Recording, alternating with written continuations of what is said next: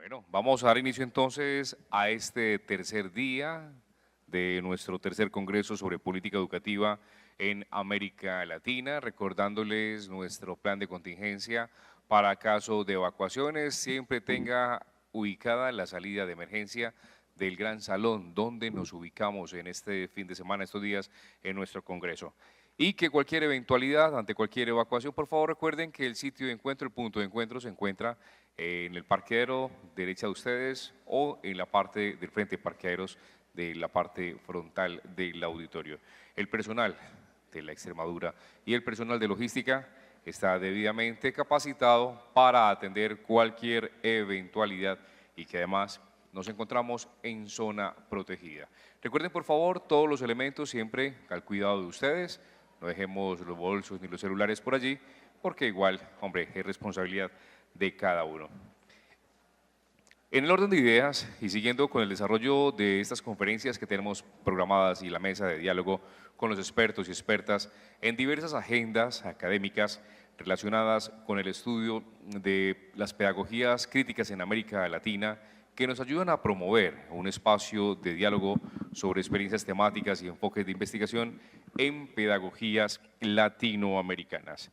El agradecimiento a las entidades que apoyan el desarrollo del tercer Congreso sobre Política Educativa en América Latina, Pedagogías Latinoamericanas, Invenciones y Legados, a la Universidad Nacional de La Plata de Argentina, al Consejo Latinoamericano de Ciencias Sociales CLACSO, a la Caja de Compensación Familiar Confenalco Antioquia, al área metropolitana del Valle de Aburrá, a la Secretaría de Educación de Antioquia, a la Secretaría de Educación de Medellín y el reconocimiento especial a la Alcaldía Municipal de Sabaneta, a su Secretaría de Educación y a la Zona Franca de Educación e Innovación que vienen apoyando y creído en la educación como un derecho fundamental.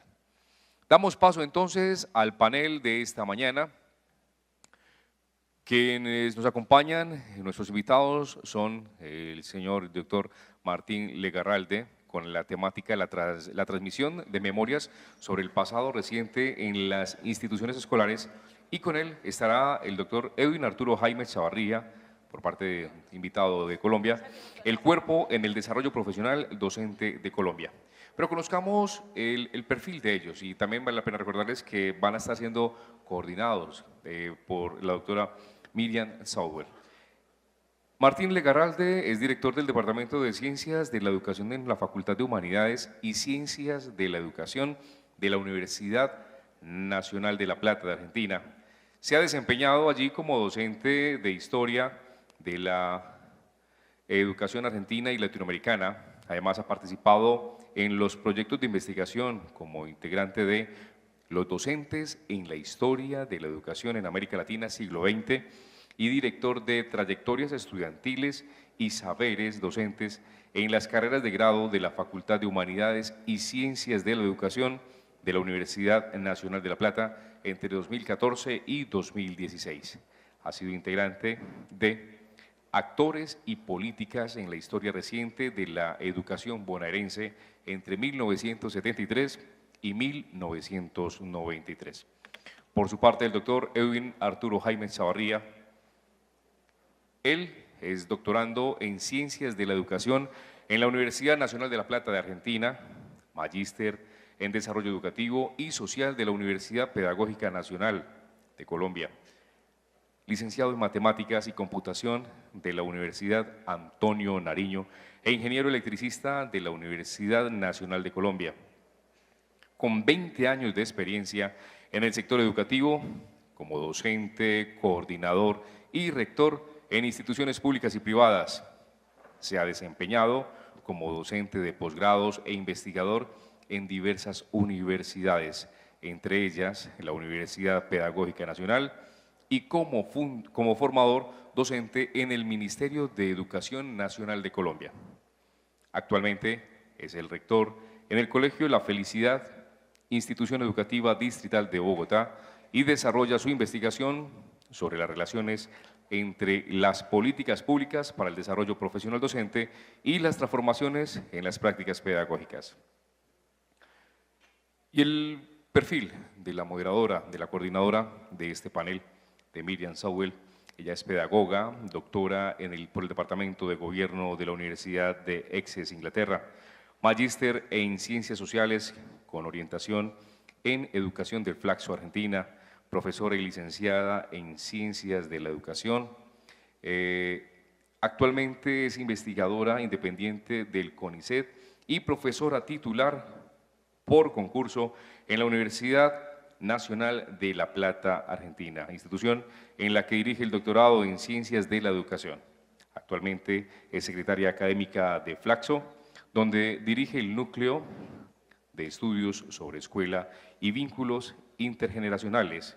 Fue presidente de la Sociedad Argentina de Historia de la Educación y autora de numerosos trabajos en temas de teoría, historia y política de la educación.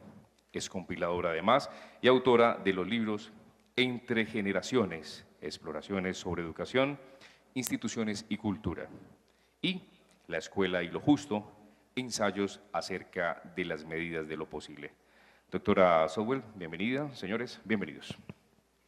Muy buenos días a todos y todas. Muchas gracias por estar acompañándonos temprano en la mañana.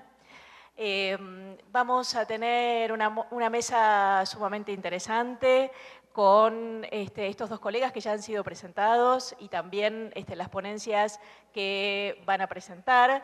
Quiero contar además que ellos vienen trabajando juntos, porque son respectivamente, tal como ha sido presentado, Martín Legarralde es profesor de nuestra institución y Edwin es estudiante de nuestro doctorado y Martín es su director de tesis. Por lo tanto, hay un trabajo conjunto, más allá de que sus presentaciones en este caso son autónomas una de la otra, pero además hay un trabajo compartido respecto de reflexiones que van a estar adelantándonos aquí. Vamos entonces a escuchar cada una de sus presentaciones. Ellos tienen media hora para contarnos los avances que han traído, que han preparado para conversar hoy con nosotros, y luego vamos a tener un espacio de intercambios y de preguntas. Así que quiero agradecerles mucho nuevamente a ambos y vamos a escuchar primero la presentación de Martín Legarralde. Bueno, buenos días a todas y todos. Yo quiero comenzar en principio agradeciendo la invitación de Rodrigo y del CEDALC, de Rodrigo López y del CEDALC para participar de este tercer congreso y de poder traer para compartir con ustedes algunas ideas y reflexiones que tienen que ver con trabajos de investigación en los que me ha tocado participar y que espero que contribuyan a abrir un canal de conversación o a sostener un canal de conversación con ustedes sobre preocupaciones que quizás sean comunes a nuestras experiencias, a pesar de las diferencias entre las historias de nuestros países. Yo quería comenzar, primero comentando el tema de mi presentación. Mi presentación tiene que ver con la transmisión que se produce en las instituciones educativas de memoria sobre el pasado reciente. Mi presentación tiene que ver particularmente con una investigación sobre el caso argentino, pero cuando me invitaron a participar de esta actividad, pensé que quizá desde allí podíamos también tener puentes y temas de intercambio en nuestras experiencias comunes. Y para comenzar quisiera traer nuevamente a mención a Theodor Adorno, que fue mencionado en las dos jornadas anteriores. No quiero participar de la polémica sobre Adorno en sentido estricto, pero sí me interesaba leer aquello que Pablo comentó en la mesa de la primera jornada, con algo más de detalle, es decir, cuáles fueron las expresiones de Adorno cuando participó de aquella entrevista en 1966, y se le interrogó sobre el papel de la educación. Y él planteó lo siguiente, voy a leer brevemente la cita de la locución de Adorno. Él dijo en aquel momento, la exigencia de que Auschwitz no se repita es la primera de todas en la educación. Hasta tal punto precede a cualquier otra que no creo deber ni poder fundamentarla. No acierto a entender que se le haya dedicado tan poca atención hasta hoy. Fundamentarla tendría algo de monstruoso ante la monstruosidad de lo sucedido. Pero el que se haya tomado tan escasa conciencia de esa exigencia, así como de los interrogantes que plantea, muestra que lo monstruoso ha penetrado lo bastante en los hombres, síntoma de que la posibilidad de repetición persiste en lo que atañe al estado de conciencia e inconsciencia de estos. Cualquier debate sobre ideales de educación es vano e indiferente en comparación con que Auschwitz no se repita. La entrevista es obviamente mucho más larga que este fragmento que acabo de leer, pero aquí se contienen algunas ideas que a mí me interesaban traer a colación para poder comenzar las reflexiones. En primer lugar, lo que Adorno está planteando en esta entrevista es un imperativo, ¿no? La idea de que frente a cualquier otro debate sobre para qué sirve la educación, hay uno principal, que es evitar la repetición de los acontecimientos atroces. Él en particular se estaba refiriendo a los campos de concentración nazi. Pero en la misma reflexión, él agrega que es un imperativo que no requeriría fundamentación si no fuera porque esa atrocidad ha penetrado lo suficientemente en los hombres como para ser naturalizada de alguna manera, para pasar desapercibida, para participar también de procesos de negación. Cuando Adorno estaba declarando esto en 1966, el clima cultural de la Alemania en donde él estaba siendo entrevistado podía hacer pensar que la experiencia del nazismo y de los campos de concentración habían quedado en un pasado relativamente remoto y que las posibilidades de una repetición inmediata no eran siquiera sospechadas. Sin embargo, Adorno también advertía que negar ese pasado, no hablar de él, no preocuparse por él en el ámbito de las escuelas, contenía en sí mismo también la semilla de la posibilidad de la repetición de esos acontecimientos atroces.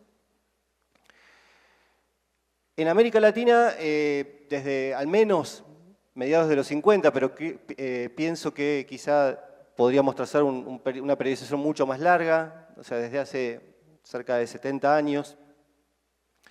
Hemos vivido tiempos convulsionados y nuestras experiencias históricas, a pesar de tener muchas particularidades de país en país, también nos marcan con esto que también Ana mencionó en la primera mesa, que tenía que ver con la idea de experiencias históricas traumáticas, y ahí la idea de trauma merece ser trabajada con cierto detalle, pero es un punto de partida común para nuestras preocupaciones sobre el pasado reciente. Esta exigencia o este imperativo que Adorno expresó en 1966 tuvo sus traducciones y sus resignificaciones y fue pensado de nuevas maneras en el contexto latinoamericano. A mí me gustaría mencionar ahora algo de lo que me parece que es también la formulación de un imperativo para el caso argentino en la inmediata posdictadura. Ustedes saben que la última dictadura militar en la Argentina, que se extendió por el periodo entre 1976 y 1983, produjo consecuencias traumáticas para la sociedad argentina y para distintos actores, en particular dentro de esa sociedad, dentro de nuestra sociedad, y que en la inmediata postdictadura hubo algunas decisiones políticas que condujeron a abordar los crímenes de la dictadura, tanto en el plano judicial como en una revisión que implicó sistematizar denuncias, ¿no es cierto?, producir información pública sobre lo que había sucedido. En 1983, a pocos días de asumir el gobierno civil, se conformó una comisión de notables destinada a sistematizar las denuncias sobre las desapariciones forzadas de personas que se habían producido durante el periodo dictatorial, una comisión que entiendo que ha resultado bastante conocida también internacionalmente, la CONADEP, la Comisión Nacional sobre la Desaparición de Personas. Y de su trabajo, o fruto de su trabajo, resultó la publicación de un informe que se tituló Nunca Más, que más allá de su contenido, o sobre su contenido en rigor, permitió también la formulación de un imperativo, digamos, para el caso argentino, que tenía que ver con una especie de exigencia social y política en torno de la cual construir acuerdos para que no se repitieran los acontecimientos traumáticos que habían caracterizado a la última dictadura militar. Ahora, me interesa entrar más bien en nuestro tema específico, que es tratar de pensar cómo abordaron las escuelas esa exigencia, ¿no? Adorno planteaba este imperativo como un imperativo que implicaba una misión sobre cualquier otra para la escuela. Y de alguna manera, si bien el nunca más no depositó estrictamente en la escuela, en el contexto social y político de la inmediata postdictadura, la escuela fue, o las escuelas fueron, un terreno de disputas sobre cómo abordar ese pasado reciente. En principio, en el caso argentino hubo un plano en el que esa disputa se volvió bastante explícita, que tiene que ver con el plano del currículum, sobre todo del currículum prescripto.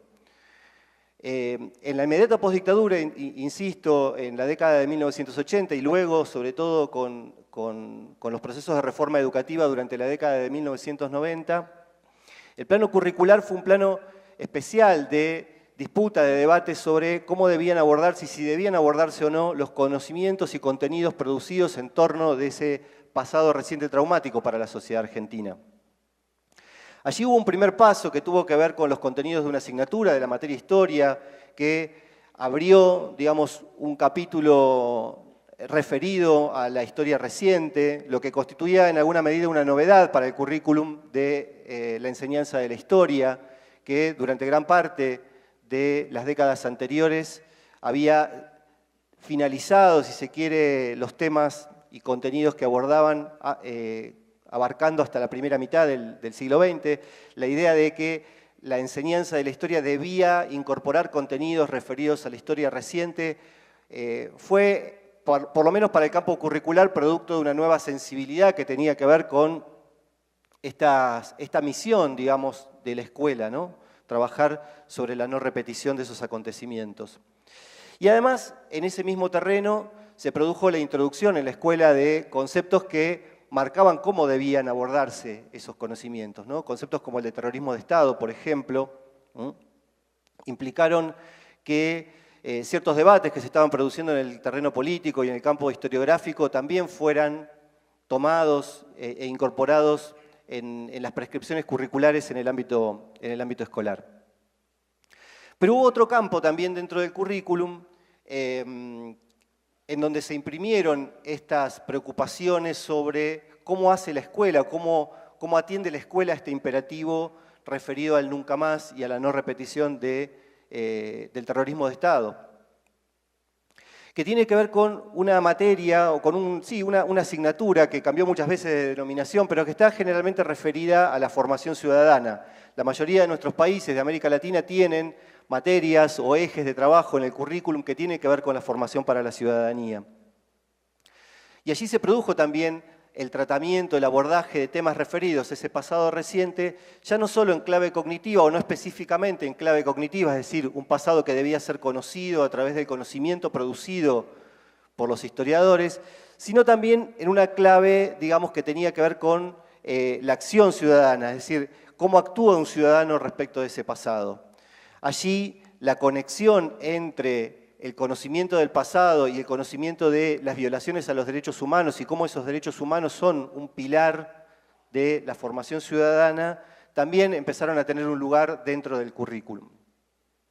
Entonces, dos dimensiones, ¿no? Una cognitiva y una activa, podríamos decir, del tratamiento sobre ese pasado reciente. Hay una tercera dimensión en la que el currículum escolar, sobre todo estoy pensando en las escuelas secundarias en Argentina, en este periodo inmediatamente posterior a la finalización de la dictadura, también se vio interpelada la escuela por otro tipo de abordaje de ese pasado, que tuvo que ver, yo diría, con una dimensión más bien identitaria.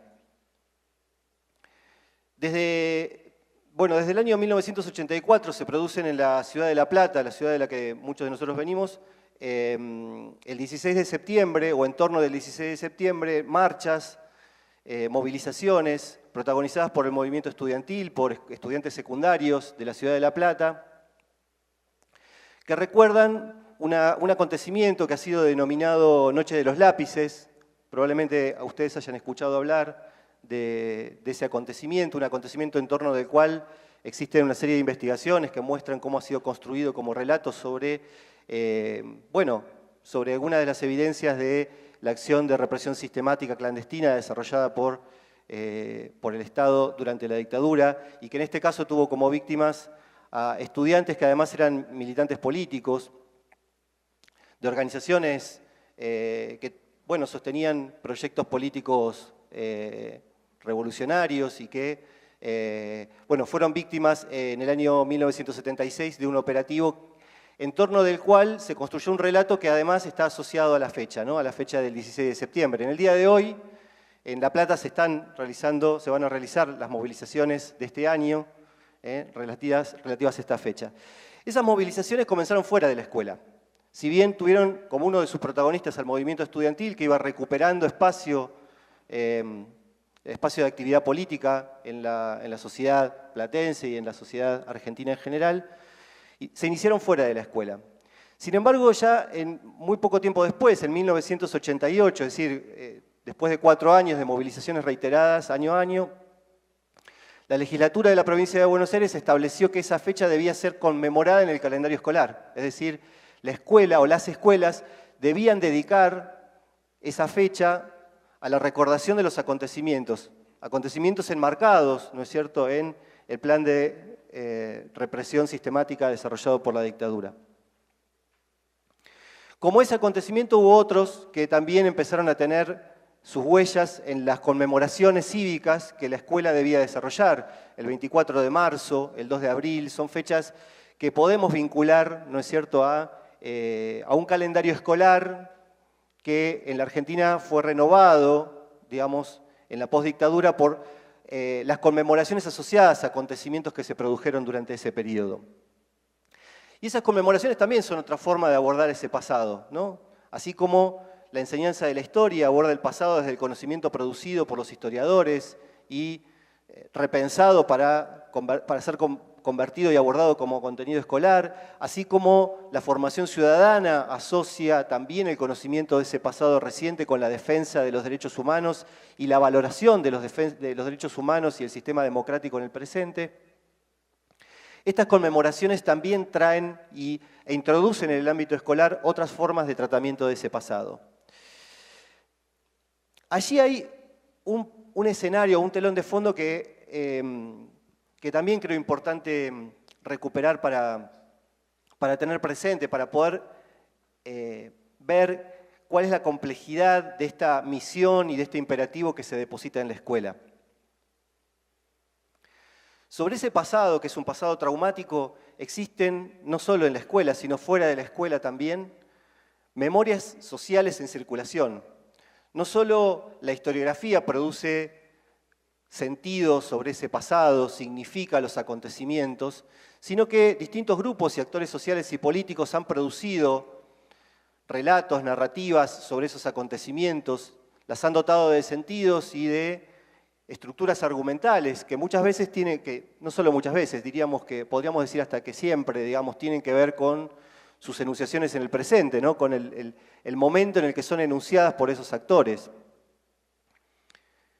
Quienes estuvieron cerca de las posiciones del frente militar, sus cómplices, construyeron relatos sobre la dictadura que la presentaban como una guerra sucia, en la que los crímenes cometidos desde el Estado son leídos como excesos, como errores, en una guerra inevitable. Otros actores plantearon o reinterpretaron el periodo dictatorial como una confrontación entre dos violencias simétricas, una violencia desatada desde el Estado y otra violencia desatada desde los grupos guerrilleros. Otros relatos enfatizaron el lugar de las víctimas, con el costo de pasar a un segundo plano sus identidades, en particular sus identidades políticas. Todas esas memorias y muchas más se encuentran en circulación en el espacio social, en la sociedad argentina. Y si bien sus balances o sus correlaciones de fuerza a lo largo de los años han sido cambiantes, podemos pensar que muchas de ellas tienen una circulación bastante fluida en distintos ámbitos, en el seno de las familias, en espacios de sociabilidad. en los medios de comunicación. De manera que la escuela enfrenta el desafío planteado por Adorno, planteado por el Nunca Más en el caso argentino, en un escenario extremadamente complejo, porque quienes participan de la escena escolar, del vínculo pedagógico, estudiantes y profesores, no son ajenos a esa circulación social de memorias. De hecho, son portadores de esas memorias cuando se encuentran en el aula, en el salón de clase o en el espacio escolar. Han escuchado en sus casas relatos sobre el pasado, han vivido de manera directa algunas de sus consecuencias, reciben los debates y las narrativas que se producen y circulan en los medios de comunicación, y entonces llevan al aula y llevan a la escuela esas memorias en circulación en el espacio social. Como se ve, tenemos un panorama extremadamente complejo para pensar en el imperativo de la no repetición a partir del conocimiento de aquello que ha sucedido. Entonces, un plano de complejidad tiene que ver con las disputas que se producen en el campo del currículum. Un segundo plano de complejidad tiene que ver con que esas disputas se inscriben en una circulación de memorias diversas y en confrontación en el espacio social más amplio. Y hay un tercer plano de complejidad que me parece importante mencionar y que tiene que ver con la relación entre generaciones. El esquema de estos dos planos, del currículum y de las memorias sociales en circulación, se complica cuando pensamos además en las relaciones intergeneracionales, en donde encontramos distintas distancias respecto de las experiencias de esos acontecimientos traumáticos. Nos encontramos en las escuelas argentinas hoy distintas posiciones respecto de ese pasado, no solo por distintas tomas de posición en relación con las memorias sociales en circulación, sino también por distintas formas de relación con el acontecimiento. Nos encontramos en la escuela hoy con sobrevivientes de la acción represiva del Estado que se desempeñan como profesores en escuelas. Nos encontramos en la escuela hoy con hijas e hijos de desaparecidos. Nos encontramos también en la escuela hoy con familiares de perpetradores, de victimarios, que también asisten a la escuela y participan de esta circulación social de memorias. Dominique Lacapra, un historiador y psicoanalista norteamericano, plantea que con relación a los acontecimientos traumáticos se abre una constelación, dice él, de posiciones de sujeto, ¿no? Si el acontecimiento traumático y la experiencia traumática en particular abre un conjunto múltiple de posiciones de sujeto. Algunas son relativamente fáciles de imaginar, la víctima, el victimario como posiciones de sujeto, pero también el sobreviviente, el testigo, el historiador, el heredero. Son todas posiciones de sujeto que se constituyen en torno de la experiencia traumática. Y muchas de ellas atraviesan además las relaciones entre generaciones que se producen en la escuela para el abordaje de los temas referidos a esos acontecimientos. La relación intergeneracional en ese sentido no es una relación lineal, no es una relación de transmisión en la que la generación adulta le pasa a la generación joven sus experiencias sobre el pasado. Hay allí una trama mucho más compleja de relaciones e interacciones entre las generaciones para el abordaje del pasado reciente. Y prefiero hablar aquí de transmisión más que de enseñanza, no porque la enseñanza no tenga un papel en relación con este imperativo, de hecho tiene un papel central, y cuando nosotros pensamos en el imperativo de Adorno o en el imperativo propuesto por el Nunca Más, y pensamos que esos imperativos deben ser asumidos por la escuela, en particular dentro de la escuela deben ser asumidos por los docentes, ¿no? Somos los docentes quienes recibimos de alguna manera esa misión. Decía, prefiero hablar de transmisión más que de enseñanza porque la enseñanza alude a acciones sistemáticas y intencionales. Nosotros desarrollamos nuestra enseñanza a partir de decisiones que vamos adoptando respecto de lo que queremos transmitir, de aquello que queremos poner en el vínculo pedagógico, aquello que debemos transmitir a partir de lo que el currículum establece.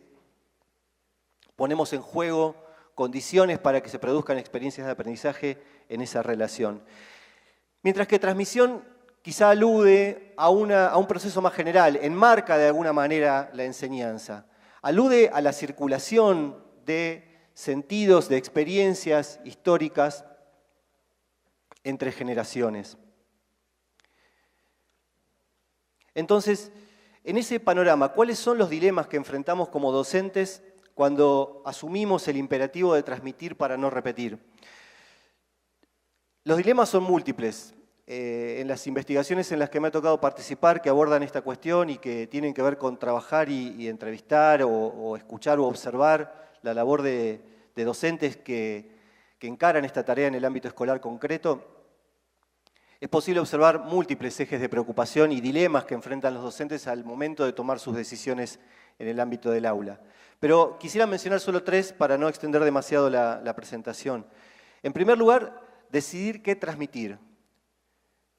El currículum establece prescripciones. La Argentina en particular tiene, diría, una tradición de prescripción curricular bastante intensa. Quizá, si lo comparamos con otras experiencias o con otros casos latinoamericanos, es un país en donde la prescripción curricular es relativamente fuerte. Tiene un peso bastante importante esa prescripción en el orden nacional. Los documentos curriculares establecen pautas bastante orientativas respecto de los contenidos. Sin embargo, en la vida cotidiana del aula, y si atendemos a esta circulación social de memorias, un docente no puede evitar decidir qué transmitir. No se trata allí de un mapa sin brújula, ¿no es cierto?, en el que no haya acuerdos sociales y políticos sobre cuáles son los sentidos que la sociedad argentina ha construido sobre ese pasado. De hecho, hay marcos establecidos, no solo por el currículum, sino también por la justicia, sobre cómo interpretar ese pasado. Sin embargo, en ese escenario todavía hay un margen en el que los docentes deben decidir qué transmitir. Y hay una preocupación enorme en relación con eso. ¿Qué decir sobre el pasado? ¿A qué aspectos de ese pasado referirse? ¿Cómo abordar un pasado que resulta conflictivo y que sin dudas, en muchos casos, participa de maneras directas o indirectas de las experiencias de otros actores en el escenario escolar? En segundo lugar, el dilema de lograr que nuestros alumnos quieran recibir ese pasado como legado, un pasado que al recibir como legado también asumen con el mismo imperativo, es decir, volver a transmitirlo a su vez a las siguientes generaciones. Allí Youssef Yerushalmi decía que el olvido a escala social es posible si no se cumplen alguna de dos condiciones. Si la generación adulta no decide poner en la transmisión aspectos de su experiencia y si la nueva generación o la generación joven no acepta recibir eso que la generación adulta pone en la transmisión. Y Yerushalmi dice, el olvido pleno, por definición, nos es desconocido, ¿no? Nosotros ignoramos aquello que ha sido olvidado en los procesos de transmisión a escala social. Allí hay un peligro. Cuando nos negamos a hablar de los pasados traumáticos, corremos el peligro de producir este olvido a escala social. Y el olvido a escala social contiene la semilla posible de la repetición, tal como lo enunciaba Adorno. Y el tercer dilema es lograr que en esa transmisión los jóvenes encuentren un lugar para inscribirse como sujetos. Y este creo yo que es el dilema y el desafío más importante. En las distintas investigaciones, como digo, en las que a mí me tocó participar para abordar este tema, una cuestión interesante a observar era qué les pasaba a los chicos, qué les pasaba a los jóvenes con el abordaje de estos temas conflictivos en la escuela. Como dije, muchos de ellos ya habían escuchado hablar de la dictadura en sus casas o tenían algún tipo de información que circulaba por los medios de comunicación, aunque una proporción bastante importante también había escuchado hablar por primera vez de la dictadura en la escuela. Y en muchas ocasiones, a pesar de los esfuerzos de los profesores por construir, ¿no es cierto?, distintas vías de aproximación a ese conocimiento que les permitieran aproximarse a la complejidad de los acontecimientos, tratar de superar ciertas tramas de silencio sobre ese pasado para conocerlo en profundidad. Algo que sucedía era que cuando se habilitaba a los jóvenes a intervenir, ellos intervenían desde la pregunta y en general eran preguntas que no solo tenían un componente cognitivo, es decir, no eran preguntas solo destinadas a conocer. Yo diría, y esto es lo más interesante me parece a mí y lo más desafiante para nosotros como docentes y como generación adulta en esta relación, eran preguntas destinadas a desestabilizar los relatos que los adultos les proponían sobre ese pasado. Eran preguntas que buscaban lo no dicho, que buscaban que se rompiera, si se quiere, la coherencia del relato recibido. Y entonces, para cerrar, quisiera leerles un relato muy breve de Eduardo Galeano, que me parece que expresa bastante claramente este desafío del proceso de transmisión intergeneracional y el lugar que los jóvenes buscan ocupar en él. Dice Galeano: a orillas de otro mar, otro alfarero se retira en sus años tardíos. Se le nublan los ojos, las manos le tiemblan, ha llegado la hora del adiós. Entonces ocurre la ceremonia de iniciación. El alfarero viejo ofrece al alfarero joven su pieza mejor. Así manda la tradición entre los indios del noroeste de América. El artista que se va entrega su obra maestra al artista que se inicia. Y el alfarero joven no guarda esa vasija perfecta para contemplarla y admirarla, sino que la estrella contra el suelo, la rompe en 1000 pedacitos, recoge los pedacitos y los incorpora a su arcilla. Muchas gracias.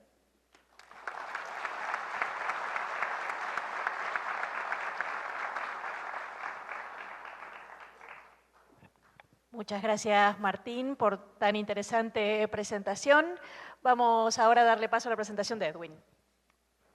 Muchas gracias. Muy buenos días. Primero, pues agradecer la oportunidad a la Universidad Nacional de La Plata, a CEDALC, Miriam y mi director de tesis, Martín. Es un reto bien grande, pues, presentar esta ponencia y pues más con el nivel que hemos venido manejando en el Congreso. Y bueno, entrando en materia, lo que he venido trabajando dentro de mi tesis, que tiene por título Relaciones entre las políticas públicas para el desarrollo profesional docente y la transformación de las prácticas pedagógicas, pues implica un escudriñar de algunas categorías que emergen en esas relaciones, y una de ellas ha sido el cuerpo.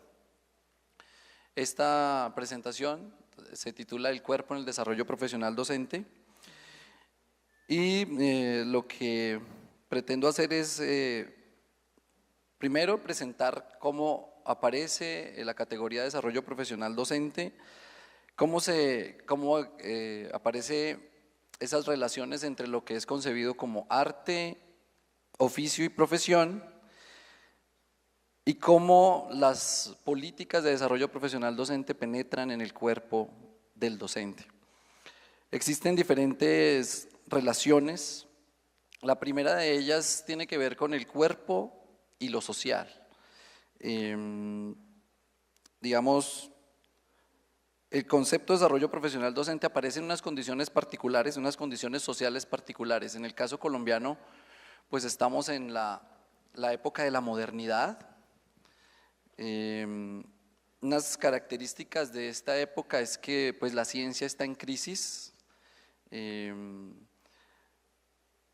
Estamos en un contexto socioeconómico donde pues en el caso colombiano predomina el capitalismo y es el modelo económico dominante. Veíamos en las presentaciones estos días, son las lógicas del mercado, son los intereses económicos los que promueven un marco regulatorio para el ejercicio de la profesión docente. Digamos que esa es la primera relación allí, ¿no? Aparece el poder, aparece lo social, aparece el cuerpo. Para Eduardo Galac, dice: toda educación es en alguna medida una pedagogía del cuerpo. Implica unos ejercicios de poder sobre los cuerpos, manifestando claramente la aserción bordiana de que el cuerpo está en lo social, pero también lo social está en el cuerpo. Indudablemente, cuando nosotros como docentes desarrollamos nuestra práctica pues estamos poniendo en juego nuestro cuerpo. Lo que hemos ido construyendo como sociedad. Y esa sociedad hace que nosotros en la práctica profesional, además de nuestra historia de vida, pues pongamos nuestras prácticas corporales en el aula. Entonces, para poner a manera de ejemplo, en una sociedad democrática, con una cultura democrática, pues el aula desarrollará el docente a través de su cuerpo expresiones democráticas. Sin embargo, aparecen estudios como el informe McKinsey, que es un estudio que busca desde una mirada de la calidad educativa, muy estandarizada, cómo empezar a regular el ejercicio del docente. En Colombia aparece el estudio de la Fundación Compartir, que también, se centra un poco en qué es lo que hace el docente en el aula. Se le da cierta mirada, cierta importancia a sus prácticas, a su cuerpo. Y aparecen en Colombia algunas normas, ¿no? El Sistema Nacional de Formación Docente, en los entes territoriales los planes de formación docente, con una mirada muy clara de qué es lo que está haciendo el docente en el aula y cómo regulamos lo que el docente hace y en últimas cómo regulamos sus prácticas y en últimas su cuerpo, lo que él hace y es en el aula. Posteriormente, hay un impacto fuerte de lo que somos como sociedad y lo que se quiere que el docente realice en el aula. Tenemos una relación aparece otra relación entre cuerpo y práctica. ¿Qué es la práctica pedagógica? La práctica pedagógica es la expresión corporal de lo que nosotros hemos sido formados, lo que tenemos en nuestro sistema de creencias, en nuestro sistema de valores, en nuestros pensamientos, en nuestro conocimiento y lo que ponemos en juego ahí en el aula a través de nuestro cuerpo. Esa relación cuerpo-práctica, digamos que se puede evidenciar en el recorrido de la constitución de la docencia como profesión. Inicialmente, pues, la mirada artesanal de la docencia. Inicialmente, el acto de enseñar pues es un acto singular, un acto único, que hace que el cuerpo del docente sea visto de una manera más instrumental, dotado de una carga de creatividad. Como es un acto único, como es un acto particular, cada clase que se juega el docente, pues inicialmente tenía esa condición artesanal, el cuerpo tenía esas características, más como instrumento, más un cuerpo biológico y pues una condición creativa sí, que resolvía cada acto particular en el aula. Posteriormente aparece la idea de oficio. Digamos que la idea de oficio ya dota al ejercicio de la profesión docente de una característica distinta. Voy a leer una partecita que tengo acá. Se fue transformando hacia la práctica que requiere una reflexión, una relación entre teoría y práctica que se incorpora, que produce saber pedagógico. Entonces ya aquí el cuerpo del docente en su mirada, digamos en su desarrollo de oficio, es un cuerpo más reflexivo.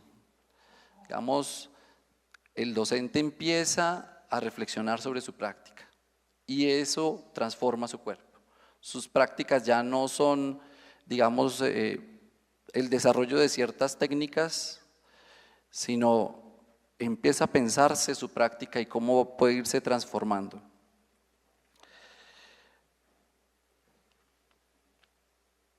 La idea de oficio denota mayores cualidades en el sujeto docente. Le caracteriza como un sujeto con unas habilidades específicas para la enseñanza, con un juicio crítico que le permite tomar decisiones. Entonces aparece otra característica del cuerpo allí. tiene juicio crítico para tomar decisiones, con un carácter reflexivo sobre su práctica, creativo para actuar en contexto y con un gran nivel de sociabilidad para intercambiar saberes. Bueno, allí, como les decía hace un momento, se disminuye entonces un poco su carácter biológico e instrumental, o sea, ya el cuerpo empieza a perder ese carácter y empieza a dotarse de otras cualidades más reflexivas y más creativas. Posteriormente, pues precisamente con las condiciones, el desarrollo social, el desarrollo histórico de la profesión docente, pues emerge una categoría importante allí y es el sentido de la complejidad en el ejercicio de la profesión. Voy a leer un texto de Andrea Alud que dice: en Uruguay la docencia es concebida como una profesión con alto grado de especificidad y complejidad que integra diversos campos en su ejercicio. Saber qué enseñar, el conocimiento específico. Saber cómo enseñar, conocimientos teórico-prácticos de pedagogía y didáctica. Saber a quién se enseña, cuál es la realidad de los estudiantes en el nivel que se encuentran en el marco del instituto educativo y de su comunidad. Y finalmente, saber para qué se enseña. Es decir, saber cuál es el proyecto de hombre y de ciudadano que la sociedad espera y que la educación debe ayudar a desarrollar para preservar el objetivo supremo de la autonomía del sujeto. Entonces, se le dota pues a la docencia una característica fundamental que es la de la complejidad. Ahora, bajo estos criterios de lo que debe ser el docente y en su cuerpo lo que debe jugarse al momento de planear, desarrollar y evaluar una clase, implica estas características de complejidad. Y lo que constituye el ejercicio de la profesión es lo que conocemos nosotros como el saber pedagógico. Aquí un texto de Araceli de Tesanos que dice: los docentes dicen la palabra de la profesión desde el saber pedagógico que constituyen en la reflexión sistemática sobre su práctica cotidiana al enseñar. En consecuencia, es este saber el que marca el camino de la profesión docente. Entonces, tenemos una característica ahora ya de complejidad. La profesión docente se le dota esa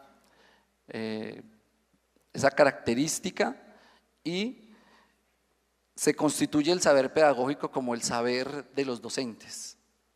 Ese ya es de alguna forma nuestro objeto de estudio. El cuerpo del docente empieza a buscar cómo constituir saber pedagógico, cómo esas reflexiones irlas dotando de sentido. Bueno, este cuerpo ya no es el cuerpo instrumental y biológico o creativo o reflexivo, ya estamos ahora en un cuerpo complejo. Hoy el cuerpo del docente es un cuerpo complejo, es un cuerpo profesional. Las transformaciones propias del saber pedagógico, sus tensiones internas como campo intelectual, también llevan consigo efectos en las prácticas pedagógicas. Por ejemplo, la separación entre enseñanza y aprendizaje produce un cambio en el cuerpo docente, le da voz, le permite adoptar otra posición en el campo discursivo.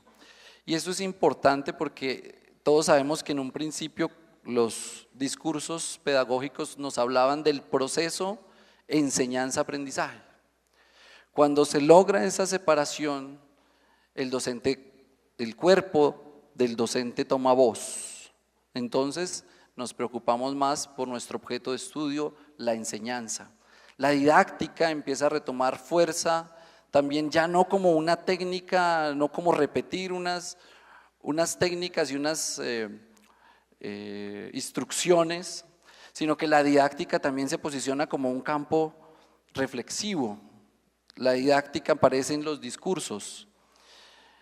Hoy aún, digamos, la didáctica sigue como en esa pugna por ubicar su lugar con relación a la pedagogía. Pero ya el docente se preocupa más por sus elaboraciones sobre la enseñanza,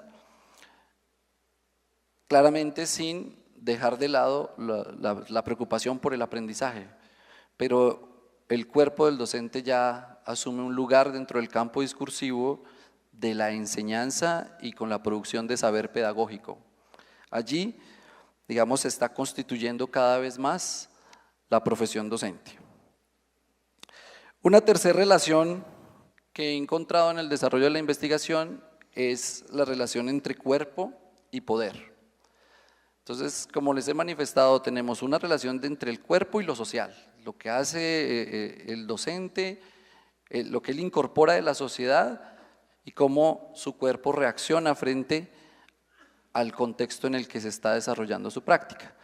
La segunda, pues la relación entre cuerpo y práctica, cómo él se juega su cuerpo en el aula de clase con lo que él expresa.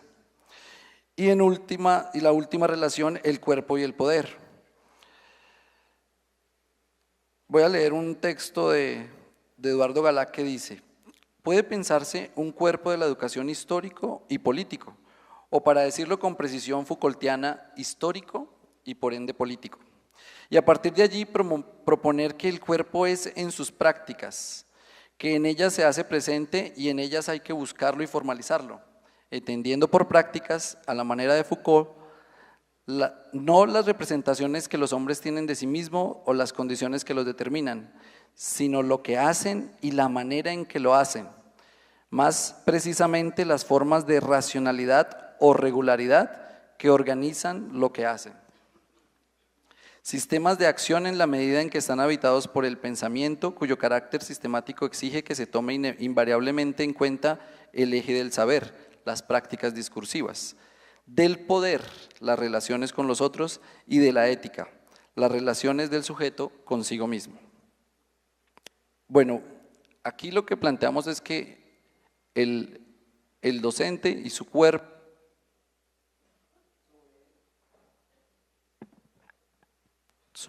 sobre él se establecen existen unas características histórico-políticas que lo hacen un cuerpo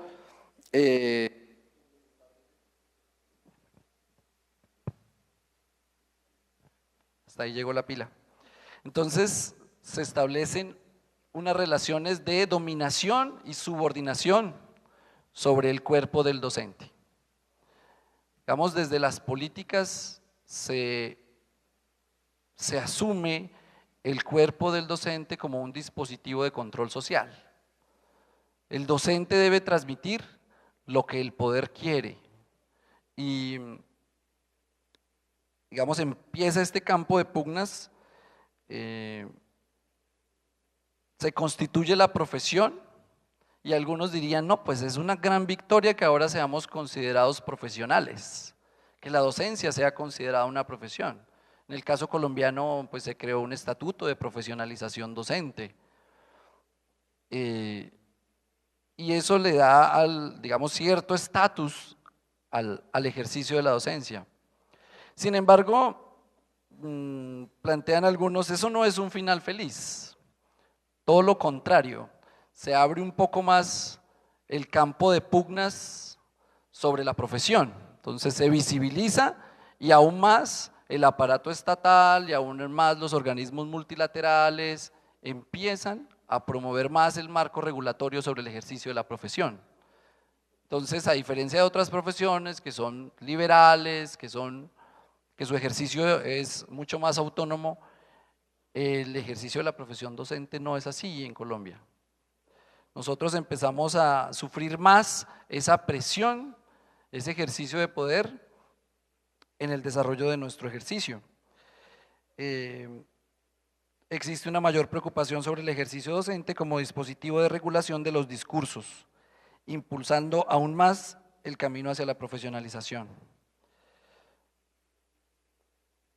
Y ese discurso de la profesionalización, como les decía, para algunos podría pensarse que tiene un final feliz, pues no es así, porque ese discurso de la profesionalización es empleado como el dispositivo de control sobre los cuerpos de los docentes que deben responder a las lógicas del capitalismo, y es un individuo que aparentemente es autónomo, Es un cuerpo aparentemente autónomo, pero que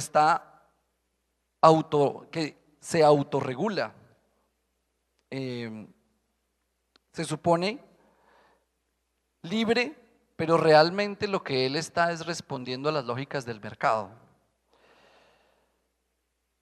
Se ejerce poder sobre sus cuerpos, ya que mientras en el campo pedagógico se le da voz, en el campo de lo pedagógico se le da voz, se le da un lugar de dominio dentro del discurso, de otra parte se le condiciona, se le estimula a través de resultados de los estudiantes en las pruebas estandarizadas, que socialmente son aceptados, abro comillas, como calidad educativa.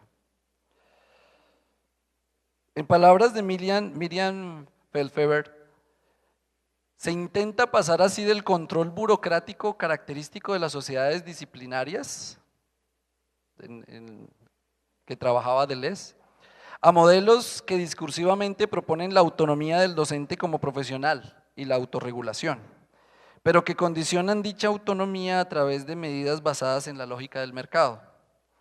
Redefinición de la carrera docente a partir de la flexibilización de las relaciones laborales, salario basado en el mérito, premio al desempeño, incentivos para atraer a los mejores a la profesión, evaluación basada en reglas objetivas, mecanismos de acreditación y definición de estándares a nivel nacional e internacional. Aquí se ve claramente cómo se establece esa relación dominación-subordinación. El poder se mueve, cambia de forma, se desplaza y se posiciona nuevamente dentro del cuerpo.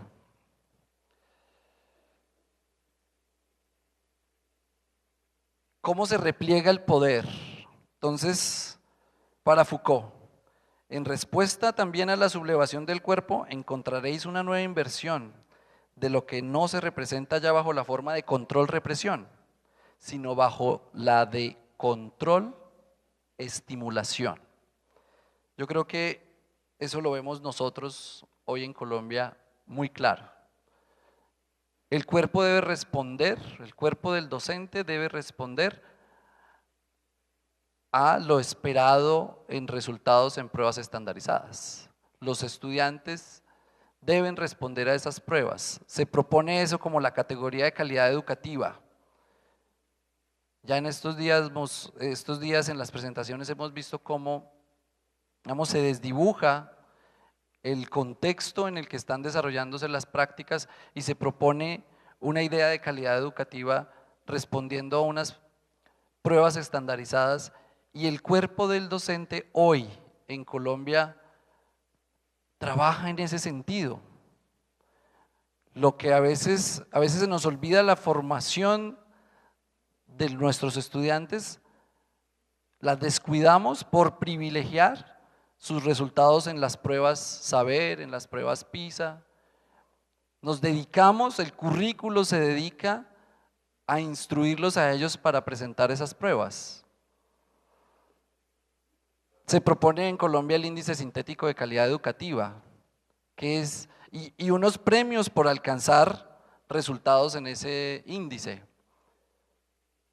Es decir, pasamos del control-represión al control-estimulación. Entonces, estimulamos al docente si él logra responder o sus estudiantes responden a estos estándares que están propuestos.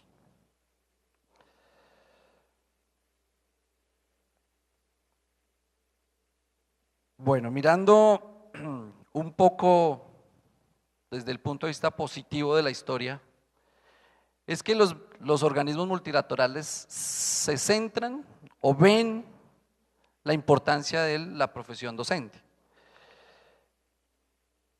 En algunos voy a leer dos apartes que aparecen, uno en el informe McKinsey y otro en el informe de la Fundación Compartir. Uno dice: la evidencia disponible sugiere que el principal impulsor de las variaciones en el aprendizaje escolar es la calidad de los docentes. Eso lo dice el informe McKinsey. Por ende, si ellos quieren, desde su perspectiva, mejores resultados de calidad, entre comillas, pues van a pretender controlar el ejercicio de la profesión docente. ¿Qué dice la Fundación Compartir?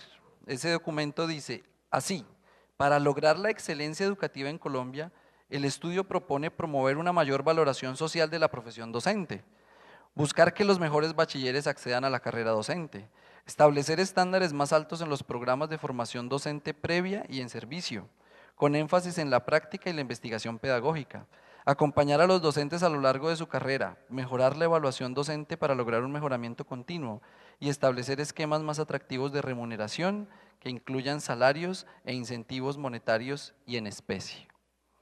Es decir, condicionamos lo que debe ser el ejercicio de la profesión docente a los resultados en unas pruebas estandarizadas. Y el cuerpo del docente cambia. Y hoy escuchamos docentes, bueno, pero ¿cuándo vamos a hacer el simulacro o cómo vamos a pensar para que nuestros estudiantes les vaya muy bien en las pruebas? Porque es que de acuerdo a eso, entonces nos van a dar un incentivo por tener un índice sintético de calidad. Es decir, nos dotan por un lado de un discurso pedagógico, una supuesta autonomía, pero por otro lado nos están diciendo a qué es a lo que tenemos que responder, cómo deben ser nuestras prácticas, en últimas, qué debemos hacer en el aula con nuestro cuerpo. Ok, bueno, para cerrar con el tema del desarrollo profesional, quiero dejar planteadas dos cosas. Aun cuando el ejercicio del poder por el aparato estatal, digamos, incide en nuestro cuerpo, también el cuerpo docente reivindica su posicionamiento en el campo social, como cuerpo profesional. Desde su posición de subordinación, reclama su lugar como cuerpo de enseñanza, como reflexivo, como poseedor del saber pedagógico. Sin embargo, el ejercicio de poder por parte de los organismos multilaterales en la búsqueda de mantener su lugar de dominación sufre el repliegue hacia el control-estimulación. Aparece en el desarrollo profesional docente pues el Sistema Nacional de Formación Docente, los planes territoriales de formación docente, que también influyen en nuestra práctica, la evaluación, aquí importantísimo, en la promoción, el ascenso en el escalafón docente, pues viene condicionado por una evaluación, en el caso de los compañeros del 1278, una evaluación pues que está condicionada a quienes la desarrollan. Las pruebas escritas o los videos de la evaluación diagnóstica formativa también tienen ya un estándar de lo que ellos esperan que haga el docente en el aula, cómo debe ser su cuerpo, cómo debe actuar democráticamente en el aula de clase. Es decir, ya se espera unas formas de ser y estar en el ejercicio docente en el aula.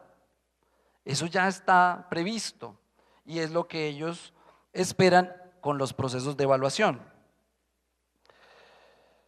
Bueno, voy a finalizar como manera de conclusión con esto. A través del presente texto se evidenciaron 3 vínculos que dan cuenta del campo de tensiones entre el cuerpo y el desarrollo profesional docente. La relación entre el cuerpo y lo social en la constitución de la profesión docente. La relación entre el cuerpo y las prácticas de enseñanza en el marco del ejercicio profesional. Y la relación de poder, dominación, subordinación entre las políticas gubernamentales para el desarrollo profesional docente y su real incorporación en el profesorado. A través de estos vínculos propongo el lugar del cuerpo en el desarrollo profesional docente en Colombia, sin olvidar que la postura crítica asumida como parte del abordaje metodológico forma parte de la subjetividad del investigador, poniendo en juego mi propio cuerpo. Muchas gracias.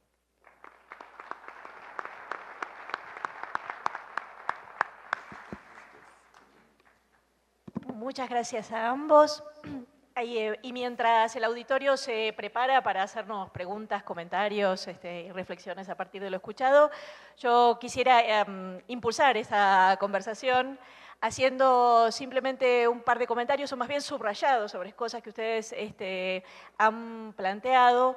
Por un lado, me parece bien interesante y sustantivo algo que Martín nos planteaba respecto al vínculo intergeneracional, respecto a la transmisión del pasado, a la transmisión de ese legado que implica a los viejos y los nuevos de las generaciones, de un modo en el que si tenemos deber de memoria, digamos, de transmitir esa historia que les pertenece por derecho, pero además saber que una transmisión lograda es en algún punto una transmisión interrumpida. Por lo tanto, saber que esa generación hará con aquello que recibe algo propio, algo que no será calcado de lo que la generación adulta les ha enseñado. Me parece que esto, la metáfora del alfarero en Galeano es sumamente gráfica con esto.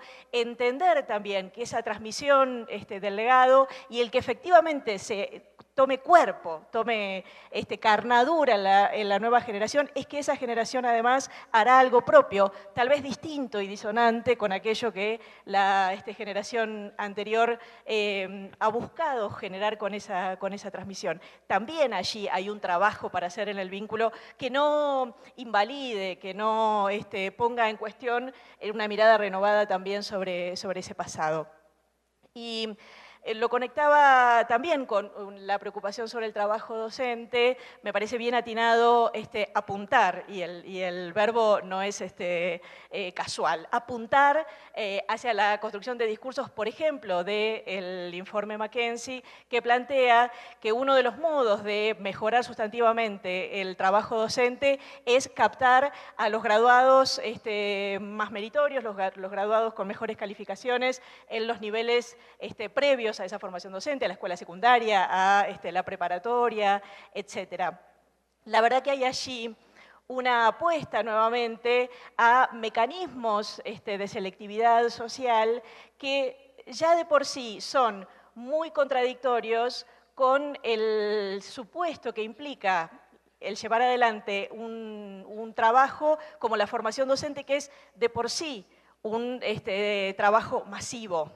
Es un modo de volver a acentuar allí el recorrido meritocrático en una profesión que necesariamente tiene que pensarse para grandes poblaciones, llevada adelante por grandes poblaciones, pero además me parece que es un modo en el que, en el contexto en el que la apuesta por la educación como derecho, por lo tanto, que debe construirse para todos y todas, y la apuesta y los avances que se han hecho en distintas partes, en distintos territorios sobre esto, es volver a inficcionar allí fuertemente la noción del mérito y de la selectividad que van en sentido contrario de la afirmación justamente de la educación como derecho. Y también me parece que es un modo de buscar el éxito de la formación, o la mayor, una formación más lograda en aquello que las personas traen antes de la formación. Poner, en todo caso, en aquello que el sujeto trae o no trae de su experiencia previa como condición para llevar adelante el trabajo docente en mejores condiciones. Más que poner el acento, donde creo que hay que ponerlo, que es en la institución formadora. Poner el énfasis en lo que los estudiantes traen o no traen, más que en la potencia, en cómo la institución forma. Allí creo que efectivamente hay que volver a situarlo allí, e incluso pensando en cómo históricamente se ha pensado la formación docente, con sus luces y sus sombras, en pedagogías que han sido muy eficaces. Estoy pensando en el normalismo, estoy pensando también en el escolanovismo, que aquí en Colombia ha tenido una presencia muy significativa y muy innovadora, incluso en algunas formulaciones más propias del desarrollismo. Había una enorme convicción en la fuerza modeladora de la institución formadora, de nuevo, con sus luces y sus sombras, con todo lo que podemos cuestionar de esas pedagogías. Pero había una fuerte convicción de que la institución formadora formaba, Por lo tanto, quedaba en un segundo plano lo que se traía o lo que no se traía de una experiencia de formación anterior, del ambiente familiar, del contacto cultural, etc. Volver a esa eficacia de las instituciones formadoras me parece que puede dar más potencia para pensar en un trabajo docente más implicado con su tiempo, más sostenido en términos de cómo traducir, cómo ser un traductor de las complejidades de la sociedad contemporánea, ¿sí? Bueno, no me extiendo más, así damos lugar a preguntas. Allí veo una, me voy a poner los anteojos para ver mejor. Veo varias, ahora que me pongo los anteojos veo muchas. Muy bien. ¿Hay alguien distribuyendo el micrófono o bajo? No, no hay micrófono. Bien. ¿Sí? Allá quedó el micrófono.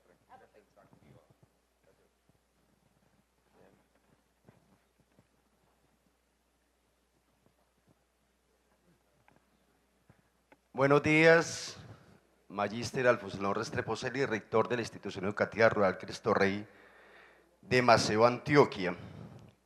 Muy importante y supremamente significativa las dos ponencias que nos traen, muy refrescante la posición del doctor Edwin, haciendo un contexto de recorrido de lo que ha sido el fundamento y la razón de ser maestros y docentes en Colombia.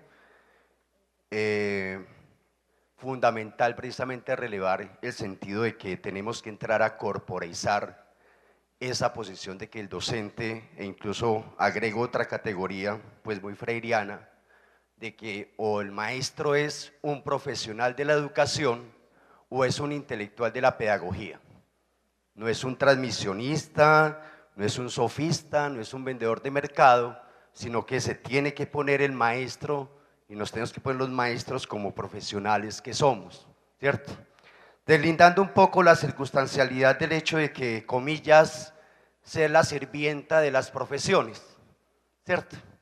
Porque como de pronto incluso en el caso personal, cuando decidí estudiar mi ciclo de educación profesional, comenté que iba a estudiar una licenciatura y alguien, abogado prestigioso, dijo, un maestro más.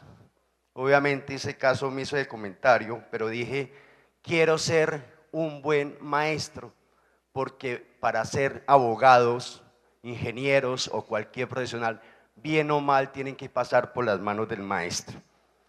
Obviamente la reflexión que nos lleva es a que tenemos que entrar y mucho más en ese proceso de profesionalización que estamos en los últimos años en Colombia, particularmente en Antioquia, de especializándonos, de maestriándonos y hasta doctorándonos en educación, pero que ojalá esa significación y resignificación académica realmente empiece a transitar en las escuelas y empecemos a deslindar uno de los problemas epistemológicos y hasta laborales más grandes que tenemos en las instituciones, que el principal adversario del docente investigador no es ni siquiera el estudiante o la comunidad educativa ni la institución, doctor, sino precisamente es el otro compañero docente que no se asume ni como profesional y que ve al compañero docente cualificándose como una amenaza a su status quo, y obviamente tenemos que entrar a fundamentar la cuestión del sujeto pedagógico.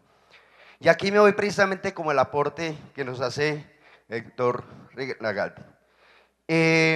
Y eso significa la profesionalización y el sentido profesional del ser maestro en Colombia, significa precisamente una posición pedagógica, pero con la connotación freiriana de que ser pedagógico es una posición política. Y en Colombia el maestro hemos sido portadores de dos fundamentos importantes. Primero que todo, doctor Relagalde, yo tengo una categoría. Aquí en Colombia hemos vivido dos violencias históricas significativas en la historia reciente. En la primera, que incluso el martes se le celebraron precisamente la primera amnistía del 53, donde le dio el gobierno la amnistía a las guerrillas liberales para terminar la violencia, pero que después se degeneró en otra, y nuestros mayores generaron una amnesia colectiva consciente. Es una categoría que yo tengo, era que la violencia solamente se enunciaba en los comentarios ocasionales o circunstancias apretadas, pero nunca circuló efectivamente en la escuela y nunca se incorporó como un discurso, solamente como un enunciado historiográfico con un referente solamente de Jorge Eliezer Gaitán. Y después nos tocó la otra, en la que hemos estado precisamente transitando y viviendo. Pero nos tenemos que entrar a corporizar y hacer efectivo como ese discurso. Aquí también ha habido la súcitamente plantear en la currícula, en el currículo, de que se debe hablar sobre los procesos de violencia, e incluso hay cátedra de la paz, ¿cierto? Para fundamentar obviamente superar lo que Adorno nos plantea en el enunciado, ¿cierto? Pero también hay otra connotación, y aquí quiero hacer mi pregunta específica al doctor Regalde. Al menos el referente que nosotros tenemos es que el contexto argentino es mucho más estructurado intelectualmente que el contexto colombiano, y la situación de violencia argentina se situó en lo urbano, o al menos el referente que nosotros tenemos, empezando por La Noche de los Lápices, empezando por todos los procesos y la influencia de la música latinoamericana y de Víctor Jara. Para nosotros la violencia argentina, o la dictadura en el contexto historiográfico, es un contexto urbano, ¿cierto? A diferencia de Colombia, que la violencia en nosotros es circunscrita, fundamentalmente desarrollada en lo rural, ¿cierto? Pero que, sin embargo, ha permeado en lo urbano, e incluso asumiendo posiciones que muchas veces se generaron otras situaciones, hablando de violencias y violencias estructurales, que ya después con las migraciones y el desplazamiento forzado se pasan al urbano, a la escuela urbana, con otras cosas. Y en eso estamos completamente de acuerdo con ustedes dos, de que en todo caso en la escuela transitan toda la circunstancialidad social, ¿cierto? ¿Sí?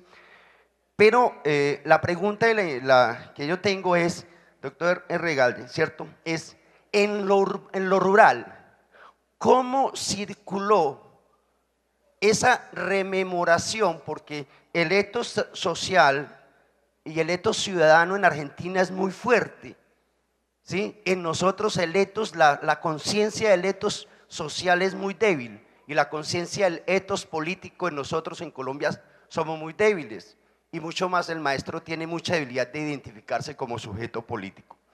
Pero mi pregunta específica es, en la Argentina, en el contexto rural, ¿cómo circuló esa corporización y esa concientización de no repetir lo de la dictadura con la potencia y la fuerza, como dice la doctora, como se potencia o se ve que en lo urbano transita en Argentina?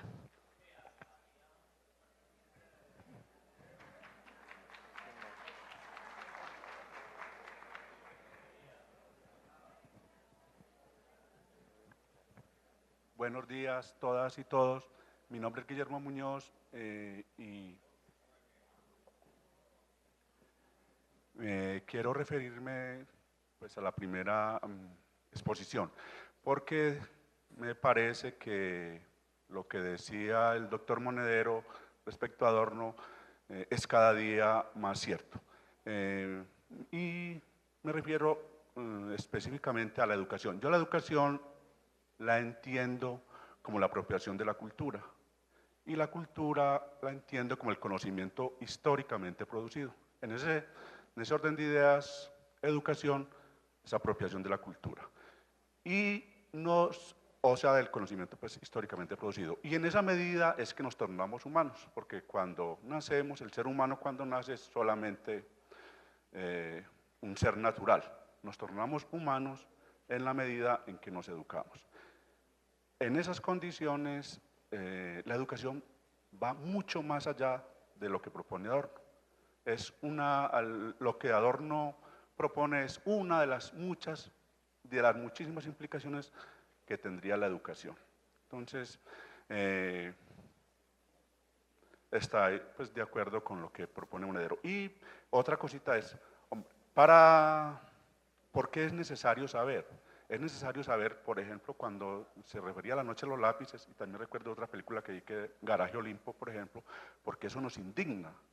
Y decía ayer el profesor Gentili que cuando nos indignamos necesitamos saber. Ahora, indignarse es contrario a dignidad. Y la dignidad, decía el profesor Monedero otra vez, decía, dignidad es no humillarse ni dejarnos humillar. Entonces, para no humillarnos ni dejarnos humillar necesitamos saber. En ese sentido, otra vez precisamos la educación. Ah, y una pregunta para el doctor Raggi. No sé si es adrede o tal vez yo no capté bien su mensaje. ¿Cuál es la implicación o hay alguna intencionalidad en dejar de lado la dupla mente-cuerpo?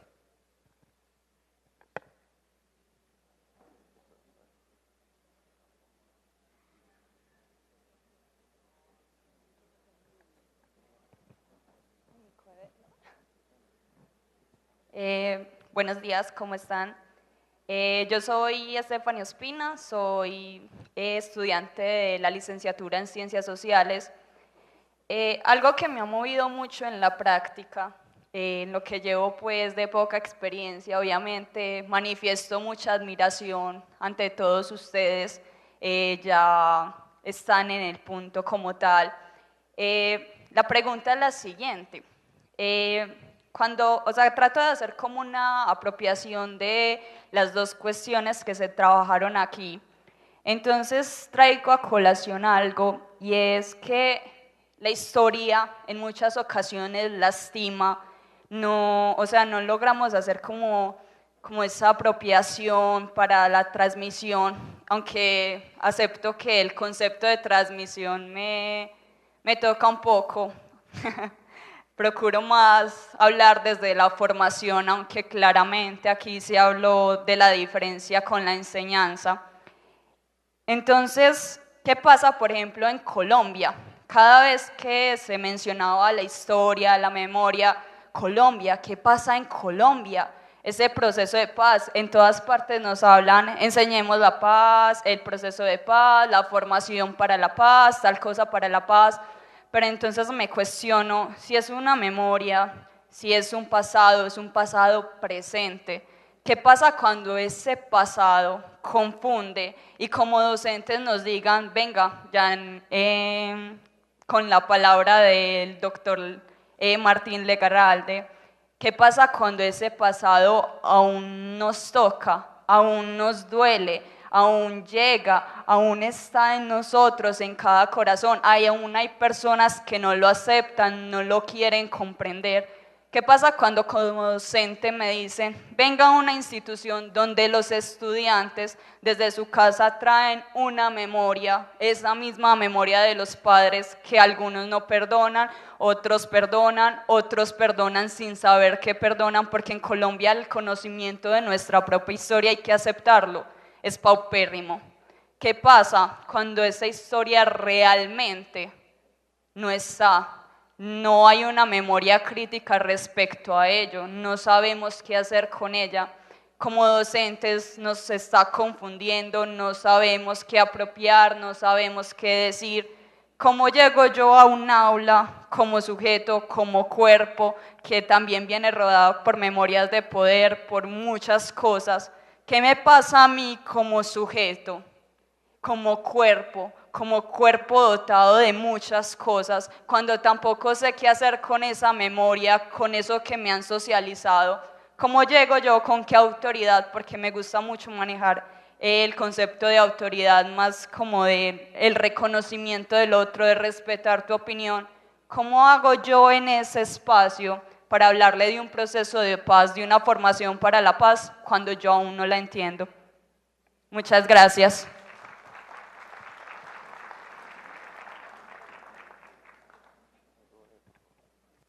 Buenos días. Bueno, una pregunta concreta para Martín. Mi nombre es Santiago Vadillo, soy estudiante de licenciatura en Educación de la Universidad de Antioquia. Y es si realmente el lugar para la memoria es la escuela, o más bien si sería fuera de la escuela. Esto pues tomando en cuenta que tanto la escuela como la memoria y el olvido pues vienen siendo aparatos de control del sistema, ¿cierto? La memoria, ¿quién nos dice que debemos recordar? ¿Cuál memoria? ¿Cierto? ¿Qué diferencia hay entre memoria y aprendizaje memorístico? Mientras tanto que en la calle somos actores, digamos, de la resistencia. Yo soy actor de teatro, practico teatro desde los 12 años y he encontrado procesos mucho más ricos para la construcción de la memoria fuera de la escuela que dentro de ella misma. Hace poco trabajamos una obra que se llama Antígona, nuestra versión de Antígona, y fácilmente nos dimos cuenta que la podíamos relacionar con fenómenos como el paramilitarismo, como el desplazamiento, como el asesinato sistemático, ¿cierto? Y cuando presentamos la obra, la gente que estaba en el auditorio, incluso hubo gente que lloró, entonces decíamos, ahí hay identificación, ahí hay procesos de memoria. Entonces es como esa reflexión de qué tanto puede ser más viva o más pertinente la memoria fuera de la escuela que dentro de la escuela, porque además en la escuela la historia no es viva, sino que nos la enseñan como un almanaque, como un depósito de fechas, pero no como algo que todavía nos afecta, como mencionaban aquí. Entonces es como esa reflexión de qué tanto cabe la memoria o la construcción de memoria fuera de la escuela.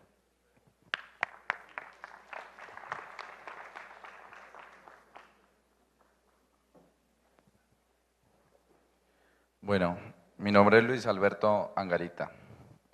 Voy a aprovecharme un poco de lo que manifestaban al principio y era de que tanto el profesor Martín como el profesor Edwin han trabajado juntos. Entonces, mi pregunta de alguna manera junta ambas exposiciones y es, ¿qué papel puede tener el cuerpo en el abordaje de un pasado que resulta traumático?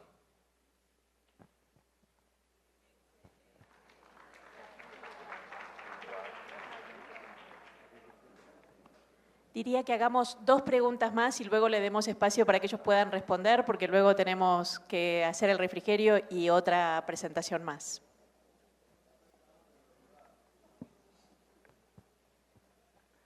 Buenos días, mi nombre es Plácido Cifuentes.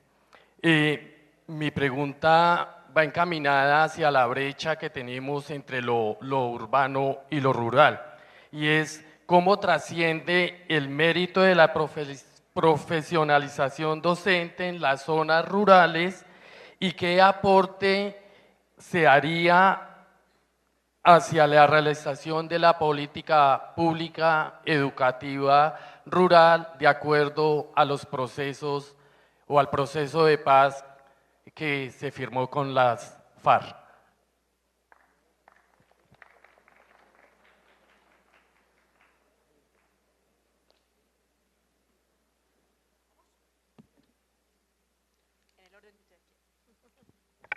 Buenos días. Una pregunta para Martín y también para Miriam. ¿Cómo ha sido la formación política en Argentina para los docentes desde la academia? Porque si consideramos en Colombia los docentes se nos ha hecho apolíticos y hubo prohibiciones en años o décadas anteriores de participar en política los docentes y pues si bien aparece, bueno, también se nos quitó la cátedra de historia y recientemente, o bueno, ya en décadas más recientes, en el 94 la Ley General de Educación tiene sus principios y está dirigida para que insertemos a los estudiantes al sistema y se nos da ahora la Cátedra de la Paz, pero es simplemente para hablar dirigida a la convivencia y al cuidado del entorno ciudadano. No se habla del pasado reciente, de la violencia, ni los procesos de negociación.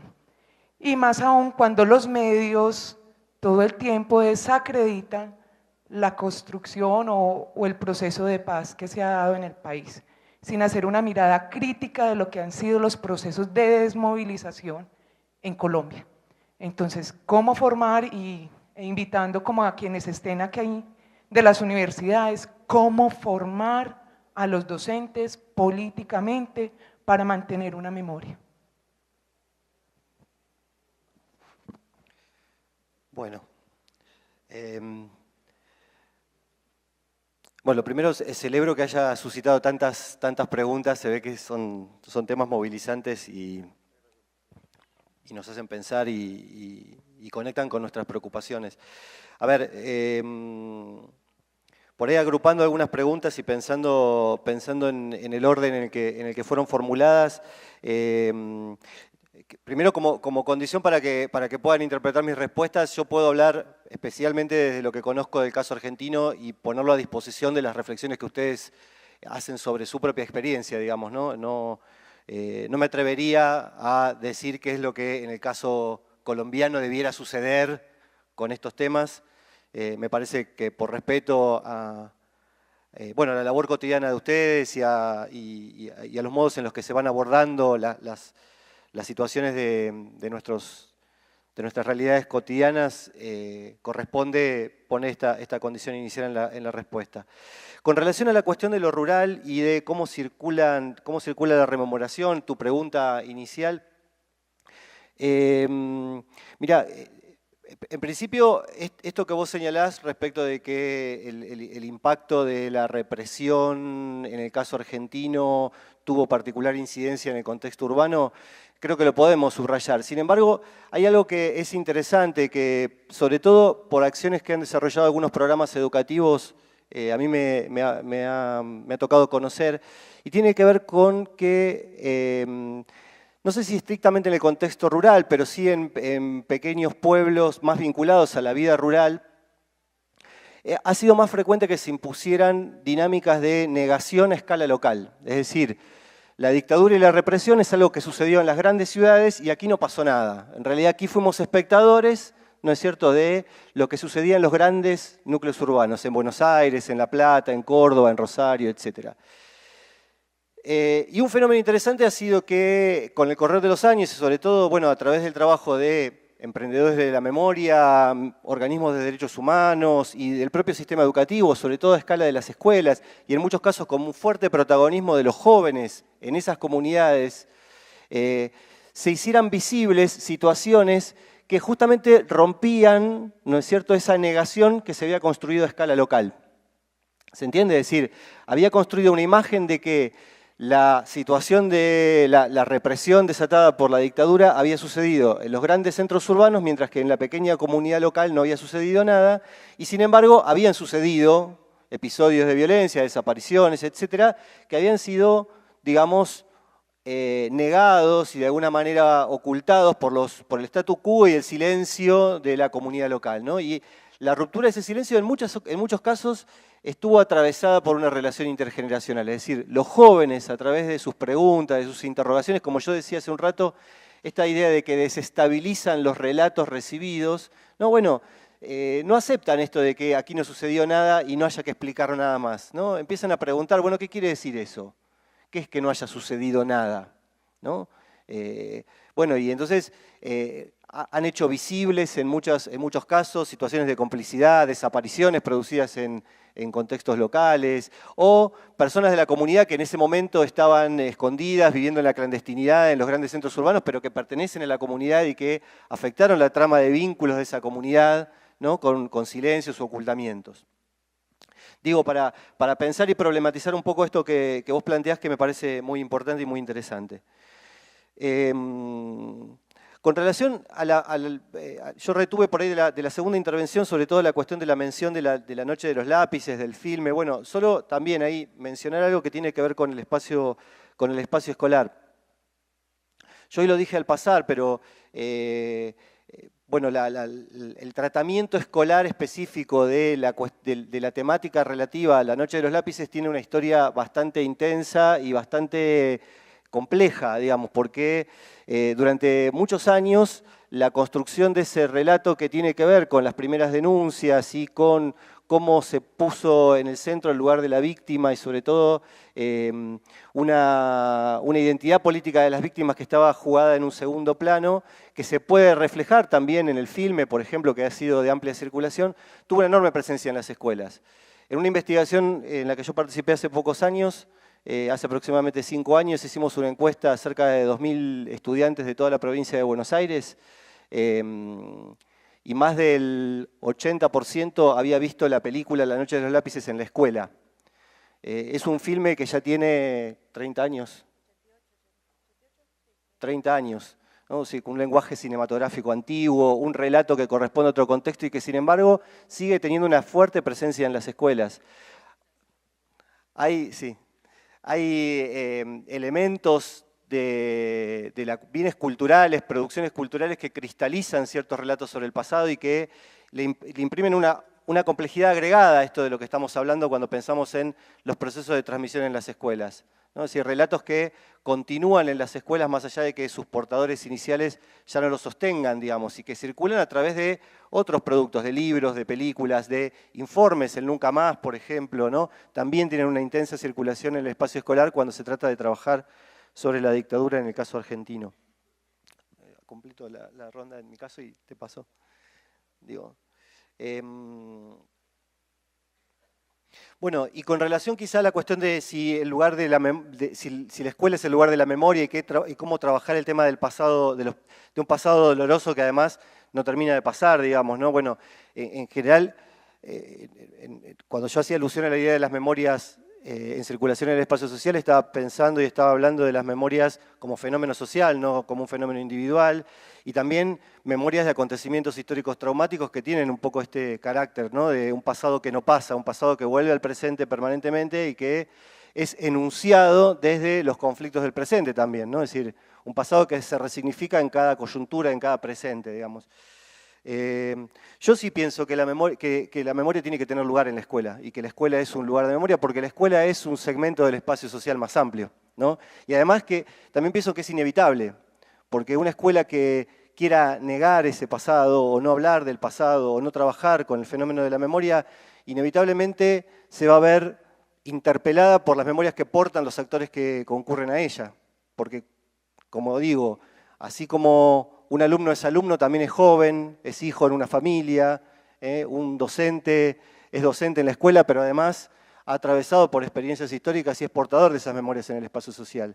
Por eso utilizo por ahí el término transmisión, que entiendo que quizá en el contexto del debate pedagógico colombiano haga un poco de ruido, pero me quiero referir con la noción de transmisión justamente a todos esos actos de pasaje de elementos de la cultura que suceden incluso contra la voluntad de los actores, que suceden por nuestros intercambios informales, por las charlas en un pasillo, por los momentos de encuentro en los que desconfiamos de lo que estamos escuchando y le transmitimos eso a nuestro estudiante que está parado al lado, o cosas por el estilo. Digo, eso lo podemos ver en el campo de la investigación, lo podemos ver cuando miramos atentamente la vida cotidiana de las escuelas.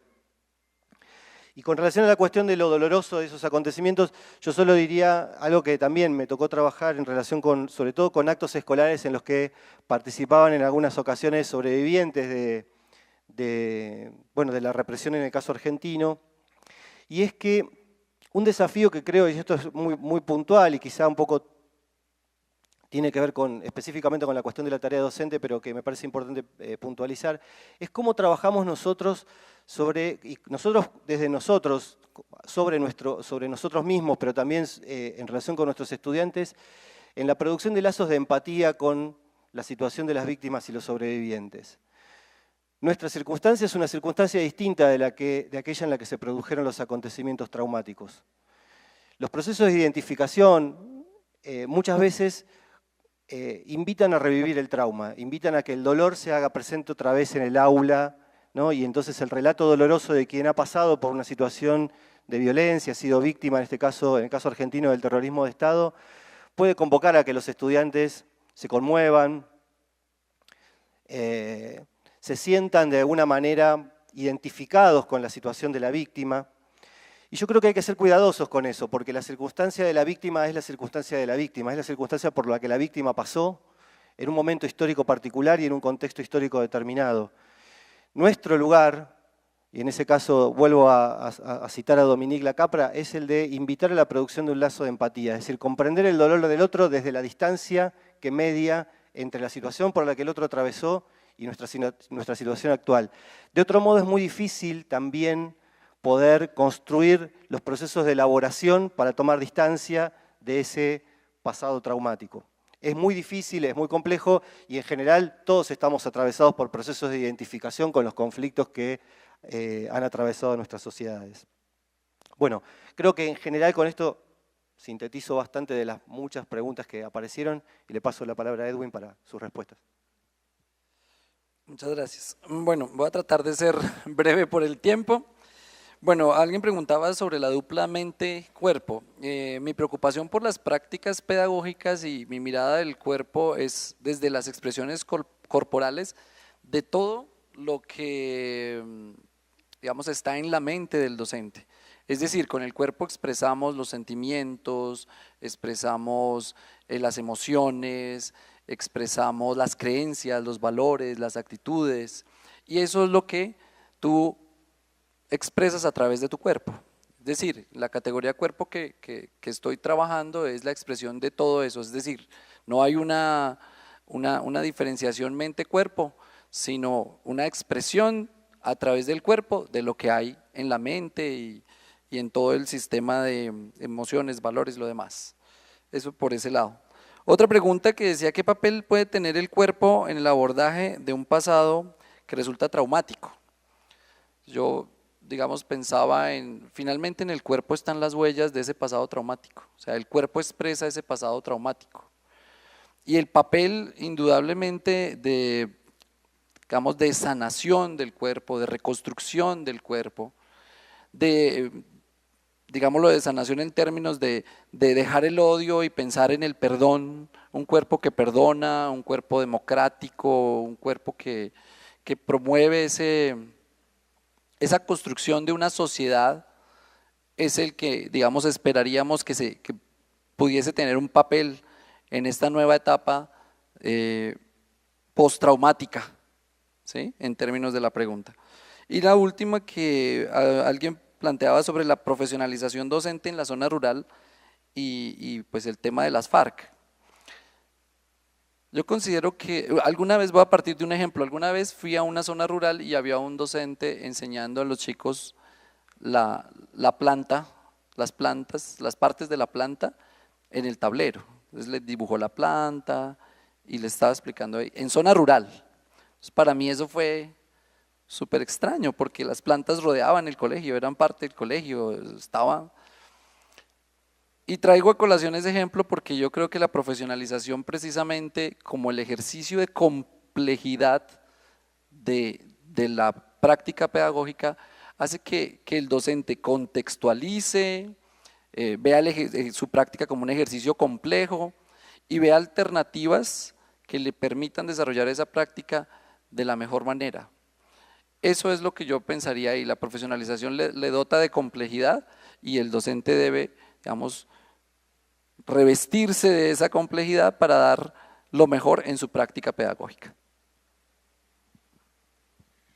Muchas gracias. Para ir terminando, solo querría hacer una respuesta muy cortita a la pregunta de Nidia sobre la politicidad y la historicidad en el trabajo docente. Voy a decir una cosa muy chiquita y seguramente muy incompleta, pero la verdad que en los nuestros y en muchos otros países ha habido frecuentemente políticas de los gobiernos por encapsular el trabajo docente en términos de ser aplicadores de instrumentaciones, aquellos que llevan adelante procedimientos que se deciden en otro lado.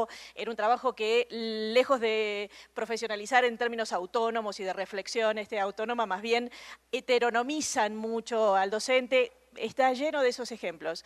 Sin embargo, me parece que en el trabajo cotidiano la docencia está llena de dilemas cotidianos. ¿Cómo, qué enseño? ¿Qué transmito? ¿Qué de ese pasado transmito? ¿Cómo lo enseño? ¿Qué tipo de vínculo con el conocimiento le propongo al otro? ¿De qué manera lo ayudo a interrogarse sobre esas cosas para hacer un recorrido propio? Esos son dilemas que todo el tiempo, todos los que estamos acá, tenemos. En esos dilemas, en ese carácter inevitable de esos dilemas, está la politicidad de nuestro trabajo. Cuando yo busco cómo resolver esos problemas, cómo busco habilitar al otro, cómo le permito que se interrogue, ahí hay una posición política que llevamos adelante que les permita tomar vuelo sobre otros conocimientos, incluir otros elementos en su relato, abrir preguntas, posibilitar preguntas que no nos hicimos la generación anterior, etc. Ahí hay un ejercicio político cotidiano que nadie nos puede quitar.